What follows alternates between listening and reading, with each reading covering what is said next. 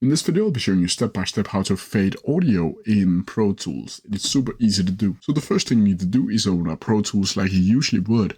Then from here, you need to select the part you want your fade in to end. Then from here, you'll need to go up to Edit and down to Fades.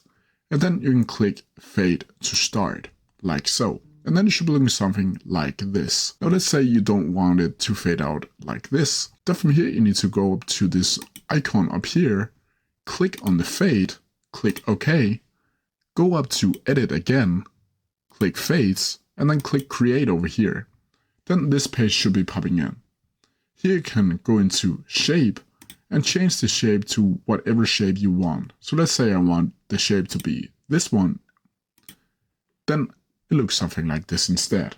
That's how you do it. If you have any questions about it, please leave them down in the comment section below and I'll try my best to answer them as quickly as possible. See ya!